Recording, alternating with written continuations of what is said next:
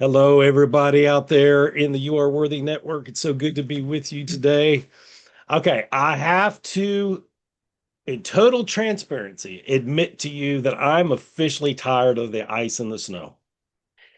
I'm officially tired of it. I finally got out yesterday. I went with my wife. We, for those of you that don't know, she owns a horse that we board about 15 minutes away from here, and she has been getting out in it every day because she has to go feed him every day. And I finally said, I'm going with you. The schedule's worked. I'm going with you. So I actually drove. And for those of you that don't know, I'm down here in the Mid South in Memphis, Tennessee, and we just don't treat the roads. They treat the main interstates, of course, they have to do that, but the side roads, the neighborhoods, they're still very, very slick. Matter of fact, I have to tip my hand here a little bit. Probably going to go virtual church again this Sunday, and it's not my favorite thing in the world. Now, sounds like I'm complaining, and I am a little bit. But what I want to let you know is those roads still are slick. And if you Yes. live in the South and they haven't done anything with the roads, please be careful. If you have to get out, please be careful. Um, I'm just like, yeah, it is manageable, but it helps if you have a 4x4 truck like we had. And it's amazing. I hope you guys aren't experiencing this in other parts of the country, but we're lacking food in this area. Like the stores, a lot of them are closed. The ones that are open, the shelves are still bare. Good luck finding milk, eggs, or bread anywhere. But we always have things to be grateful for, right? Grateful that our power has stayed on the whole time. The internet has worked the whole time. We've had food. We were able to go to, of all places, Family Dollar and get a few things for us and our kids yesterday. So gratitude is the great equalizer. And whatever ails us or whatever trials we're going through, gratitude can flip our perspective. And I'm choosing gratitude today. With that said, I am thrilled to get to introduce you to a new friend of mine, a person that's going to be a wonderful guest for you guys to hear from. But before I read her bio to you, I just want to tell you because I am the one blessed to be able to remind you today that because of Jesus' sacrifice, you are worthy of love, respect, and success. If you were that important enough for him to go to the cross and die for you, then you're worthy of love, respect, and success as well. So be encouraged by that today. Um, so let me tell you a little bit about Robbin. Robbin Kent is a team development coach and the founder of Strategic Team Solutions, where she helps teams work better together. With nearly 20 years of experience in public education and a background in counseling and organizational psychology, Robin equips leaders and teams to uncover hidden talent and build healthier, more productive ways of working. Known for her practical, people centered approach, Robin helps individuals understand how they are uniquely wired and guides teams in leveraging those strengths for greater impact. She blends psychology and business strategy with people first leadership to develop both people and processes, believing that when gifts are seen and valued, teams will thrive. I love that. Robin, you're doing incredible work. It's so good to have you on the You Are Worthy Network. Yes, I'm thrilled to be here. I just love your mission of just, encouraging everyone to that they are worthy in what they do. And so it's an honor to be here with you today. Oh, it's our honor to speak with you today for sure. Like I tell people all the time, one of the great blessings that we've had as this group has grown by the grace of God is I love it that he's introducing me to people around the world now. I have an interview with a coach from France. I think it's next week if I'm not mistaken, or maybe in 2 weeks. But like France, I don't know anybody in France. Speaking to people in Australia and Canada, and it's reflective in the group too of, moving towards 8,000 people, and they're from all different continents. It's amazing. But we still have a huge US following, of course. I'd like to know what part of the world you live in.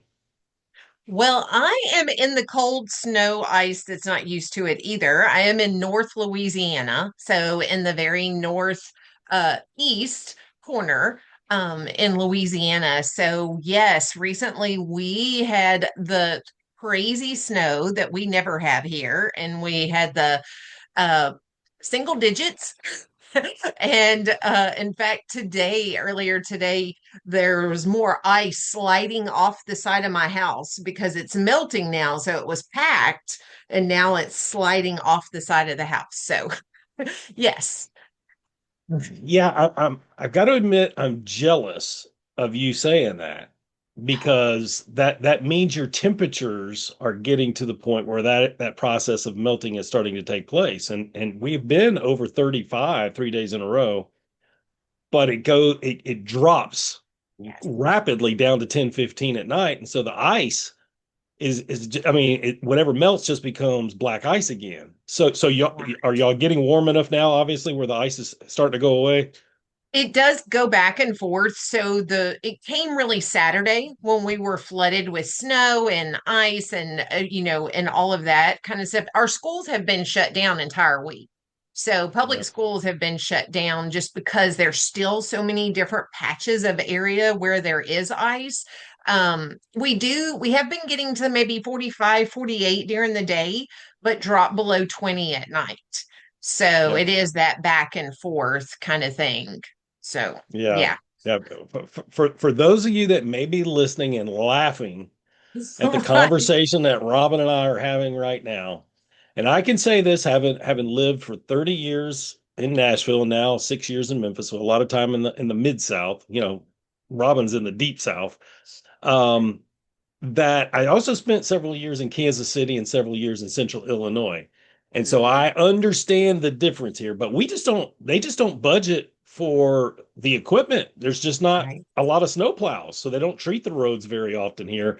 And so you're left to the sunshine doing its thing to actually clear the road. So I know you're laughing at us, but that's the reality down here in the South. But enough about the weather. Tell us, Robin, a little bit about your family, and I'd love to hear about your husband and your kids a little bit. Yeah, definitely. So I have two kiddos. They are 26 and 28. That's the part that makes me feel old is when I think about how old they are. So I have a son that's 28, a daughter that's 26. And then my husband and I have been together, been married. It'll be 30 years in April that we've been married, but we were yay, we met in college. So we dated for 3 years in college before we got married. So it's been quite a long time, it seems like, but been really good. But my kiddo, so my daughter, she's the 26-year-old. She lives in Texas. So she lives a little bit further south in Texas near Austin. And Mhm. she went to school to be a high school band director.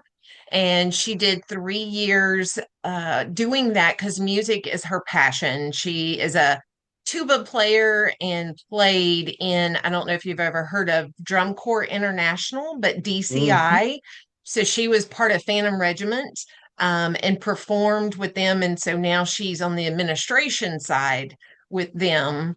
And so she's fulfilling that passion and doing that.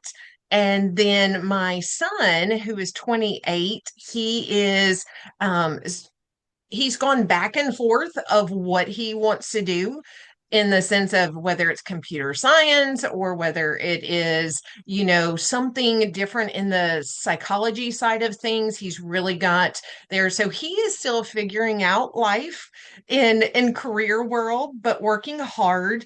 But no grandkids, no marriage. They're both still single. So yeah, so just kind of I'm waiting with anticipation to be the grandparent because I am going to be the super cool, fun grandparent. I know I will be. I'm ready for it. You will be a cool, super cool grandparent. I can see that too. I'm with you. It's and I know you're proud of your kids for sure.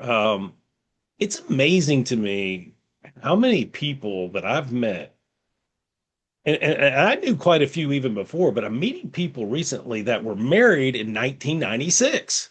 Yes. I mean, Yeah. our friend Lisa was married in 1996, which I didn't know. I was married in 1990. It'll be 30 years for us this summer. So it's just a side Wow. note. It's kind of fascinating. When's your anniversary? April 13th. So April Okay. 13th will be yeah. I have to pause and remember because February 11th, I remember the day we met. It was my dad's birthday. So it's like I have to pause and go, okay, which anniversary are we talking about? Ah. So it just stuck in my head for sure. From because we were put together by mutual friends, and so that's kind of how that whole just kind of we met, and it's never been separated since. So I relate to that. My wife and I dated for 3 years also. I actually knew she was the one within a few weeks and asked her very quickly. But it took a long time to actually say I do. My thought on it was I was just getting her off the market because I knew she was a keeper. uh so sweet, so sweet. Yeah, I yeah. I do remember my husband going to his friends and saying, "Oh yeah, she's the one to keep." And then when I went to the grandmother's house and the grandmother, it was the first Christmas I remember going there, and she, when they get up in age, they get very vocal and very honest in what they have to say. And so his grandmother was like, he says, she's a lot better than the one you had here last year. So I was like, okay, Things are guess looking I'm up. doing good. Yeah. Yeah, that's great. But So let's jump into the time machine for a second. okay. Let's take a trip down memory lane. I want to go back specifically to, did you go to high school in Louisiana? I did. But I was in central Louisiana, even though I live in North Louisiana now. But yes. Okay. So let's go back to your high school. Let's say it's just a few weeks before graduation. Photos, senioritis, probably already have the cap and gown by this point. You're counting down the days on the calendar, the old-fashioned calendar where you got to X the days off before graduation. Um, what does senior Robin want to do with her life? Or do you even know at that point? There's no right or wrong answer because, 17, 18-year-old kids are all over the map on that answer. But I'm just curious to what your dreams were or what your mindset was entering those last few weeks of high school. Wow. Okay. So I'm trying to transport back to that. Um, it was let's see. I kind of knew what I wanted to do. And at that point, what I did know is that I was so grateful and thankful that I was about to be out the door of high school. I know that with certainty, but there were so many things that during that time that I just truly enjoyed. I was part of speech and debate was like my extracurricular time and events. And so I was kind of sad for that to come to an end. I had a really great group of people that I did that with for 3 years, and we traveled and did competitions and things in that area. And so just kind of finding closure to that, but then what do I do next? What comes next? And so actually, when I was at that time, I took 5 years to finish high school. So my parents were very excited that I was finishing as well. So part of my part of my story is that I struggled in school, like academically, I struggled in that area. And so that year of being a senior in high school, I had some administration, some people in the education field who felt like, oh, well, you better go figure out what you're going to do because you not don't waste your time when you go to college. But in my head, I was one, I love to learn. I love to learn. So even though I had struggles academically in school and in that area, I was like, I'm going to go to college. And so, needless to say, at that point in time, yes, I had already taken the ACT, which I was horrible at standardized test, but I took the ACT, made a 14 on the ACT. My graduating high school GPA was a 1.6, but I still applied to go to college. So thankfully, with the grace of God, of Him knowing where I should go, I was accepted, went straight into college that fall semester, and of course, yes, I had to take some remedial classes, but I did finish college in 4 years for my Wow. bachelor's the first time around. So yeah, so that's kind of a Wow. transition of that time. That was really uh I didn't realize the moments, the pivotal time from then until probably 10 years later that I really understood that most people in that situation would not be where I was 10 years later. So it was Mm. all a God thing. Yeah, you actually gave me, as you were just not because of your experience, but like and I'm the one that led us there. Like when you were describing the ACT and the GPA, it was actually for me. I was like, yeah, I relate a lot to what you're saying. Right. Um, so okay, what was your degree in college? My bachelor's degree was in psychology. I have two Psychology. masters. Okay. All right. And what did you want to do with all that at the time? Well, at that point, early on, I knew that at that point, I wanted to do something with kids. And, honestly, when I was going through those 4 years in college, I changed my direction 5 times. I Yep. think, I was like rehabilitation counselor. I was in speech, and I didn't realize that this was speech therapy, not speech like what I did in high school. I did journalism was one.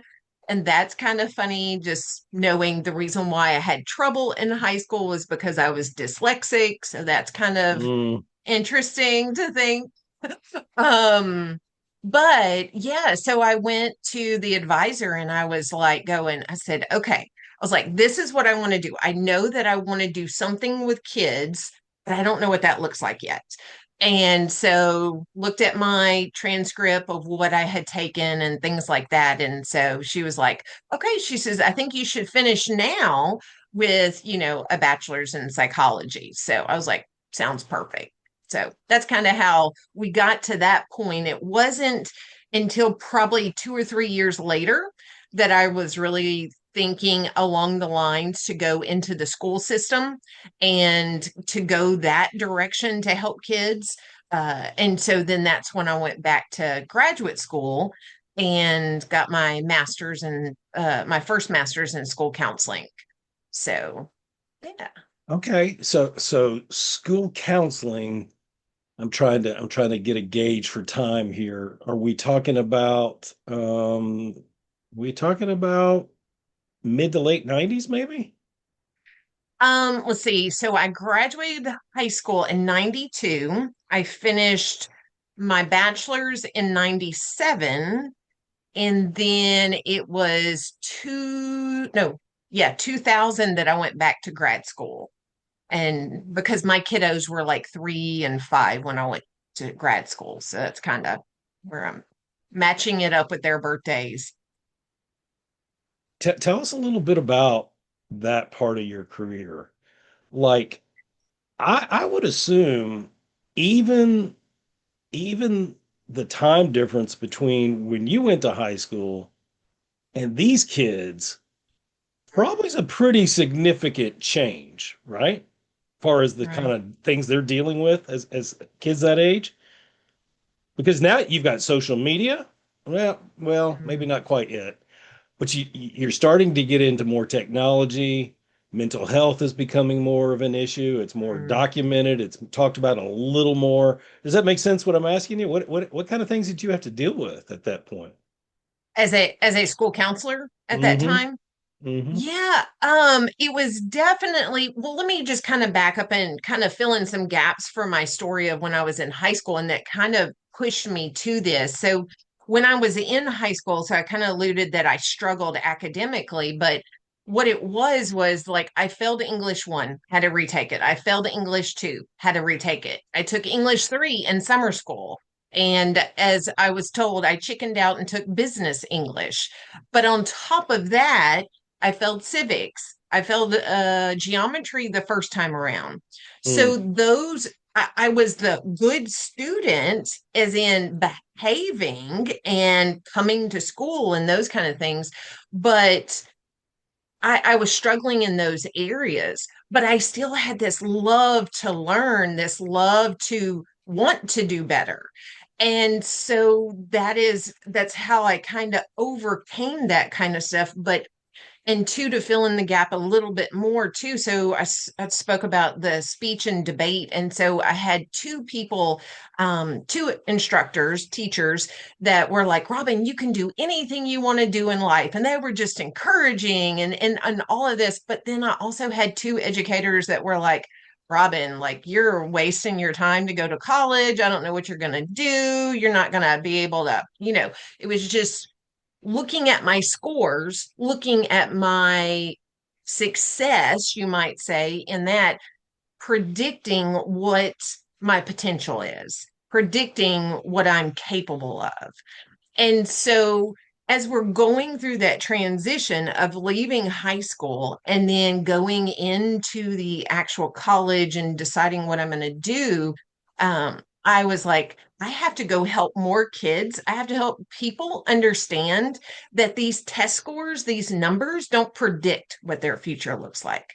This does not predict if you have a kid that is struggling, as a parent, because throughout my career, I would have many parents that were like, my kid's struggling. What do I do? They're not gonna, they would, I would hear in my ear, in my head, that old teacher tell me that I couldn't do something. These Mm. parents are doing it, not even realizing it. They're looking at their kids' scores and going, oh, my kid can't do anything. And I would sit across from them and I would be like, well, can I help you understand? I used to be your kid. And now I'm sitting here helping you do this and just talking through it. I'm a professional and I do this. So I know that doesn't really all answer the question you asked me, as in like high school versus, from where I was to the kids that I was helping, but it's also the reason why I was going in that direction, to really want to impact them and them understanding what their ability and their potential are. Well, it is fascinating because y- you have mentioned that you discovered it later that you had dyslexia, and that has to be uh, one of the primary reasons you probably struggled with certain marks. But what I love about your story is you didn't let that define you. That could have been for a lot of kids, and I'm sure it was a challenge, but it could have been discouraging. It could have left you hopeless, but you still had this hunger deep inside you. You were and you still are a learner. You're big Mhm. on personal growth and development, and you didn't let that defer you. And the answer came, and of course, every challenge has a solution. Right. And it seems like you were able to parlay that for your own benefit, but it didn't stop there. You wanted to go back and give back to the same very environment that you struggled in for so long. So I love that part about your story for sure.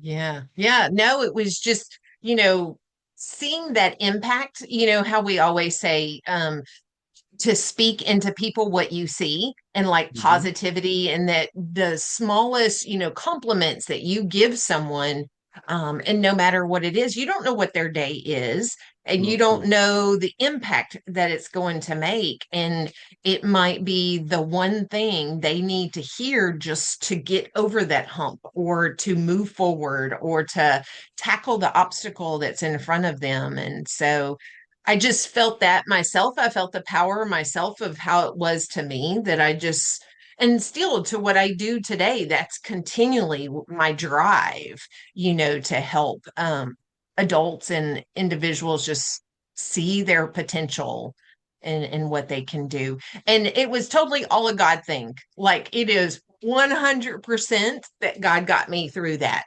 because it's like Oh. happening behind the scenes that I didn't even realize what was happening until, like I said, years later, that just reflecting back and going, oh, like you said, I could have been one of those people that gave up and just kind of threw in the towel and all the things. So, Yeah, and I don't want to camp here too long. It's we put people in such a box based on numbers, based on what we think they should be doing, based on what the system tells us to do. And there's so many stories of people being successful, overcoming challenges like you did. But there's so many people that don't go to college that have been successful. oh, Do I absolutely. necessarily, do I highly recommend it? It depends on the individual. It really does. Some people aren't cut out for 4 year school. There's trade schools or they're good with their Mhm. hands.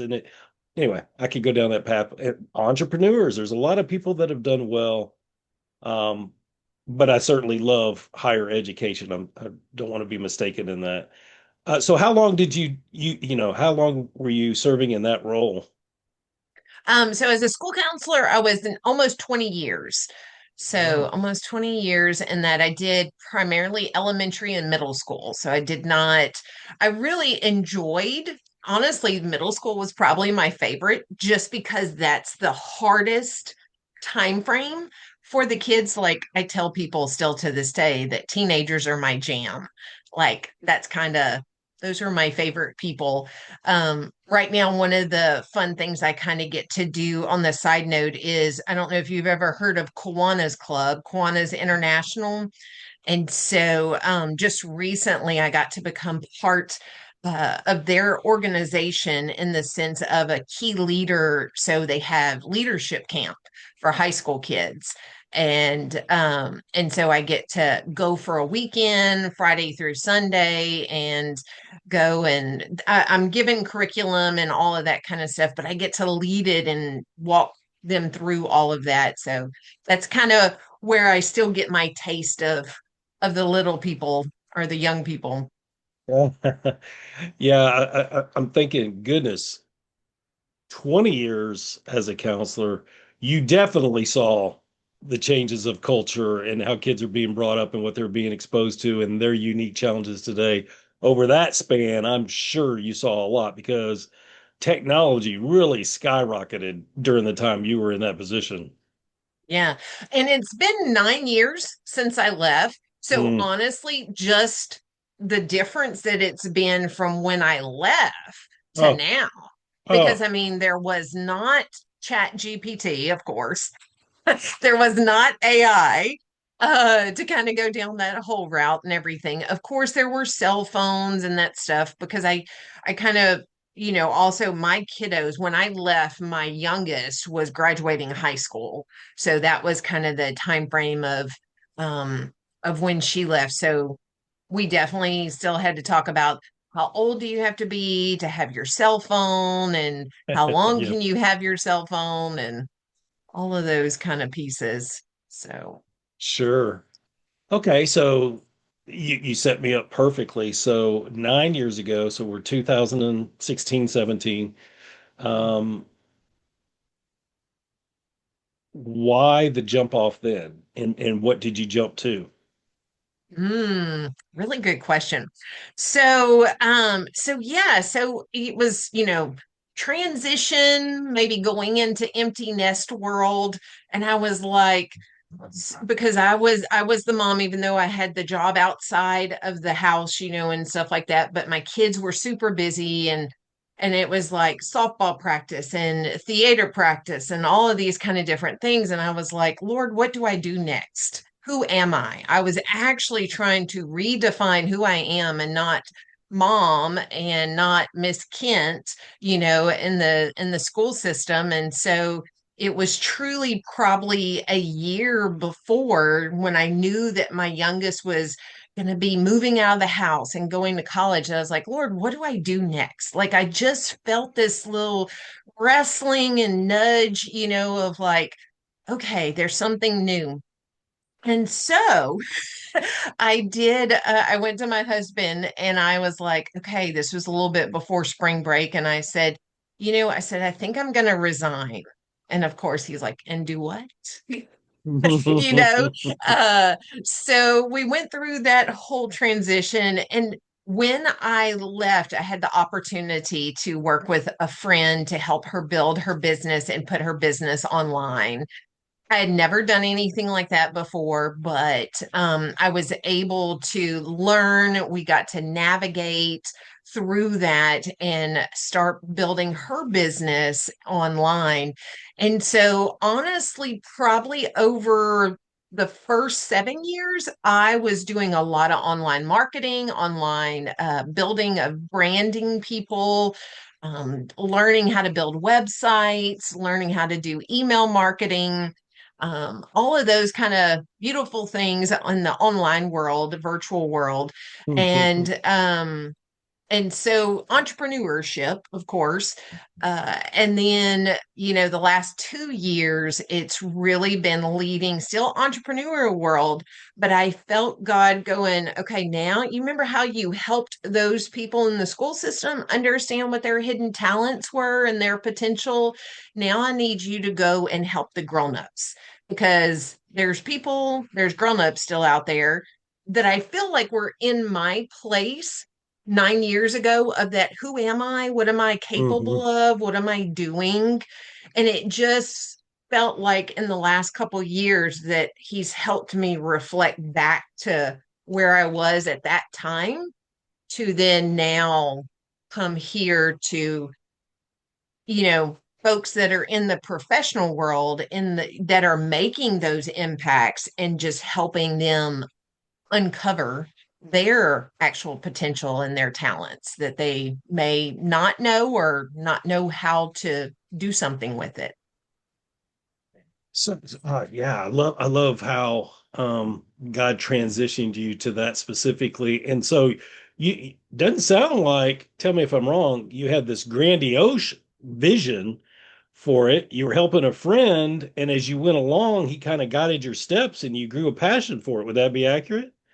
That's very accurate. It has been very much a windy road.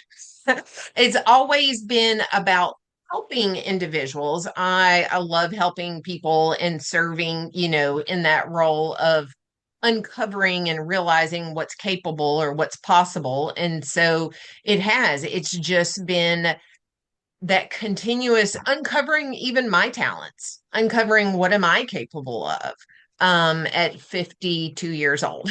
I think, how old am I?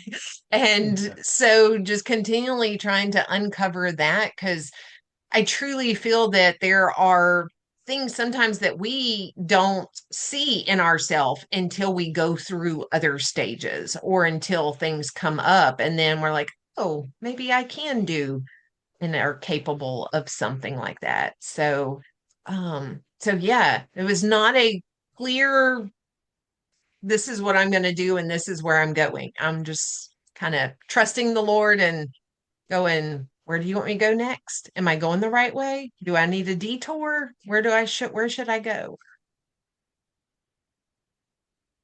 But now you have your own business doing that, right?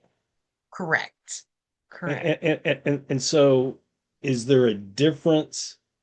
Describe the difference from those early days, 9 years ago, of helping a lot of the back office type things to what you're doing now. Are you still doing a lot of the back office, but you're more hands-on now, right? Yeah, yeah. I actually just myself and that same good friend. I do the back office stuff with that in that area, just kind of doing some of those kinds of different things. But yeah, now it is like I'm back in front of people because that's one thing, we all went through that whole 2020 virtual world. Everything is like so into that. And it was just a couple of years ago that I was like, oh my gosh, I miss the peopling. I'm definitely an extrovert. I'm definitely a people person. And I just miss that connection and making that impact of actually being in front of people. And so where I am now is I'm actually like one example, I'm working with higher education team. And so I'm still with educators, but it's their student service and it's helping them through leadership, through being able to collaborate and work better together as a team and helping them understand what are their strengths and what do they bring to the team, helping them understand how, it's okay if Susie over there is totally different than you. That's a good thing. It's not a bad thing because you're so opposite. So just working hands on with professionals and teams to help them uncover who they are and what they're truly capable of when we work together. So give us an example of, let's say you get a surprise call Monday next week, Mhm. and it's from a potential client that really has a need, and in your ideal scenario, what could you help them with specifically, and why would that light you up? Ooh, okay. So, like, if I got this potential call, and my thing is that I would want to provide a workshop. Doing workshops kind of takes me back because I'm a teacher at heart, no matter what. I love to teach. Even though I was never a classroom teacher, I was just school counselor. So even though I was in education, I was never a classroom teacher, but I just that heart to teach. So I would want to take them into a workshop and I would want to help them understand, first of all, who they are in this workshop, hands on activities. I love bringing some fun things to the actual thing. We're not sit down because even though I love to learn, I'm very like the whole kinesthetic thing. Like we're doing it, we're talking about it. I'm not just up here telling you. I'm not just giving you information. We're going to learn this together and interact together. So the what really lights me up is being able to have that workshop where we're working together, we're doing an activity and those light bulbs are going off. And when those Mhm. I mean it's like sometimes it might be some people think, oh, that's common sense, but what I've learned over time is that things that might be common sense to you and I, other people never thought about it. They never saw the connection of the two or how small something could, impact something. So seeing those light bulbs go off in the middle of a workshop of adults who have been struggling, maybe to get along, maybe struggling of how to get tasks done. They're dealing with burnout, they're dealing with overwhelm, frustration. And then I get to bring them value and ways to deal with that to so that they love what they do and who they work with, then I am just like, yes. I saw you light up significantly when you answered that. Yeah. Yeah, no, it is. It's just it's like help because I think I see more and more individuals, professionals, especially the higher they go up, the more work they do, the more things that are stacked on. Yeah. And so it's hindering them but it's hindering when you take that on and you're not using your people, the team that you have around you. If you're not using them to the best of their ability, you're disservicing you because you're weighted down in this stress, but you're not allowing those people around you to light up and use Mm, what they're gifted with. So it's a two thing there. And then you have burnout, and then it's a ripple effect to the household. Because if you're burnout at work, managing these people, then when you go home, you're not probably as nice person as you could be if yep. you left work going, all right, it was hard, but we got through it and it was doable. And it's just, it has so many different layers to it. Yeah. I love how God has guided your steps. Do you see yourself? I mean, only God knows, right? But do you see yourself doing this until retirement age? Oh, abs. Well, first of all, I don't know what retirement looks like. I thought you might say that. I don't know that I'll ever retire.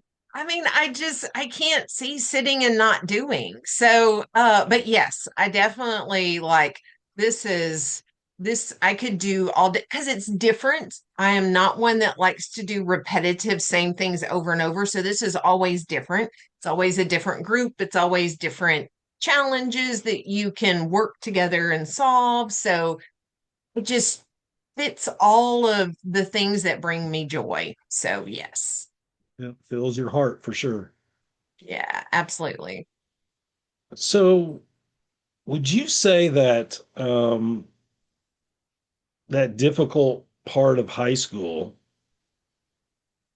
what I want to go here is all of us have times, plural, in our life where we struggle with unworthiness, Mhm. and you have overcome early challenges to go on to have a wonderful career as a school counselor and impact. I could even tell you how many, probably thousands of kids, quite frankly. And then now, kind of sounds like you've hit your sweet spot and you're loving every minute of it, and the future looks bright. But was there a time specifically where you didn't feel worthy of love, respect, and success? And when was Uh, that? yeah, absolutely. Like I said, I don't know that it really hit me so much when I was in high school. It was probably really when it started hitting me and I started doubting myself was probably like when I was in college and when I was going to grad school. I started really understanding maybe what I overcame and people looking at me like, you did that? Like that used to be you. It's like when they found out what I used to be is when I started doubting my ability because I Hmm. didn't look at it that way. It's really interesting when I Hmm. stop and think about it. It was like in the moment, I was just trugging along and I was going and I was like, here's the obstacle. I'm going to overcome it and moving. But it was as I got older in my probably mid 20s through my early 30s that I really started going, am I really that good? How did I accomplish that? How did I get there? And there were new things that were, in the work world that I was facing, and I just was like going, maybe I can't do this. Maybe I'm not capable. Maybe those voices of 10, 15 years ago were true, and maybe I can't make something happen. And so, yeah, I mean, that was really, it was like a delayed onset of doubt that has, and still to this day, I will catch myself. In fact, my word for this year, or my focus for this year is it's courage, but to stop playing small because I find myself that sometimes even as adventurous as I can be in many different realms, there's some areas that I just like, ooh, let me slow down and just be comfortable. Let me just play in the comfortable zone and be cautious. And late last year, God was just like, stop playing small, stop playing small. And I'm like, but wait a second, but I'm doing this. And some people think that I am not playing small. They're looking at me like, oh my gosh, Robin, I can't believe you're doing that. But he was like, but no, stop playing small. So, Wow. Yeah, that's powerful. You were just doing you. yeah. Like it sounds like you didn't have a complaining spirit. I mean, I'm sure you had your challenges, but I mean, you're just this is my normal and I'm doing the best I can with it. And what a powerful lesson too. It's other people speaking to you and how Mhm. important it is to have the right people speaking in to our life. People Absolutely. that want to speak encouragement, hope, Hmm. accountability, yes, but they have Hmm. your best interest at heart and they're holding you accountable to the things you've already said you want to achieve. So Absolutely. I think that's interesting. We know that the enemy uses people that don't have our best interest in mind, or people just throwing out generalities. And he can plant those seeds of doubt in there. And I'm sure that was the case in your circumstance. But I love that you didn't let that stop you. And I love that God's telling you to not play small, because I want to encourage you that even though you and I are just getting to know each other, I can tell that you're a servant by nature and that you are multi-talented and you have a heart to help others, and God will bless that kind of heart. And so I'm not surprised that he's telling you to not play small. And I do believe he's got more people for you to reach. So I want you to be encouraged with that today. Thank you. Yes, yeah. It's just, it's constantly just fighting the enemy, trying, like you said, trying to bring whatever voices he knows exactly where your weaknesses are, where your struggles are, and then just, yeah, continually Like a pokes. woodpecker. Yep, absolutely. It is. It is. It's just, yeah. It's so easy to be trapped in or get sucked into that. To know the difference of whether is this the enemy talking, or is this maybe I need to slow down, slow my roll. Maybe that's the wrong path.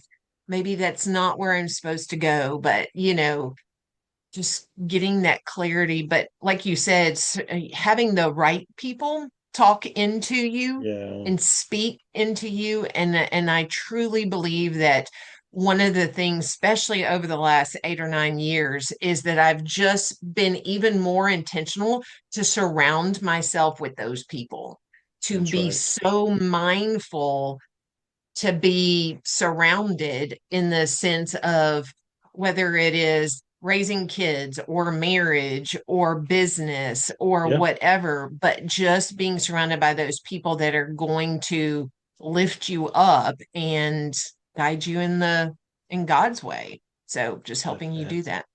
that's exactly right. So if you're well, whether you're an individual or a CEO, a president of a corporation or a team or an education team, and they want to learn more about you and where to find you, where would that be? Yes. So they can go to my website, one of the first places, and that is at robbinkent.com. And Robin is two B's. I'm Robbin, Kent.com. And you can find me there, but also on Facebook, Robin Kent, again on Facebook and on LinkedIn are the two main places I hang out. Occasionally on Instagram, but primarily on Facebook and LinkedIn. Yeah, we'll include those links in the show notes afterwards too. Uh, Robin, I'd like for you in your all your wisdom, any last words of encouragement you want to leave our viewers with today? Hmm. All right. Gosh, gotta narrow this down. I would say, number one is no matter what your age is, continue to work on you. Continue to work on you. Find ways to grow, find ways to better yourself because it's going to be so much fruit from that when you're going to have more joy and peace in yourself, the more you understand yourself. But also, it's going to be even easier to understand those around you. So, the more you understand, whether it's your strengths, whether it's your frustrations, whatever it is, then it's even easier to understand, again, whether it's in your family, in your team, at your church. Then that is gonna it's gonna have such a ripple effect there. Such wise words. Continue to work on you and find ways to grow. You Yeah. know, I think, well, there's several ways to do that, right? I was not an avid reader until I became a Christian about 22 years ago. Mm. And I just started eating it up. I mean, I was reading at one point, I think I was reading 100, yeah, I was reading 110 books a year for about a 5, 6 year stretch. Wow. Now things have changed where, other commitments. I still, I mean, my wife made me switch to Kindle about 7 years ago because I had too many books. Bookshelves were full. They were stacking on the floor of my office. So I switched to Kindle, and it took me a while, but I love it. But even I look over my shoulder now, and I've got 4 books over there that I just ordered recently, hardback, because I'm trying to get back into the habit because I love it so much. But Yeah. whether it's books or workshops or master classes, or there's so many outlets out there now for us to grow. If you've got a heart to want to grow, which is what you're encouraging us to do, Yeah. the possibilities are endless. Absolutely, absolutely. And it's, sometimes people think, well, when I get 50 or 60, I'm gonna have it all figured out. Well, majority of the people that I know, 50, 60, 70, they still don't have it figured out. So there's still stuff to learn. So That's right. continue to go down that road. That's right. Robin, this has been great. This has been a great conversation. Like I said, I appreciate your servant's heart, your heart for personal growth, and your kindness have come shining through today. I just want to thank you for being with us. Thank you. Thank you so much for just having this platform that you're able to pour into others and help them move forward in a better, healthier way. So I'm just so thankful for that. You're very, very welcome. Guys, you heard again. Another wonderful story, another wonderful example of no matter what you're going through, and we don't ever want to minimize that because we're going through some real trials. These are hard times we live in. But God's not done with your story yet. He's still writing. And it's going to be beautiful. It's hard waiting. I get it. But it's going to be beautiful when he gives you all the pieces of the puzzle, it's going to be really, really worth the wait. So until then, I just want to remind you that you're worthy of love, respect, and success. And I hope you're finding this community a place where you can get just a little shot of hope and encouragement amongst all the noise and all the darkness out there. Come be with us, and we'll hope to bring you a little bit of hope and a little bit of encouragement every time we connect. I appreciate each one of you. God bless. We'll talk next time.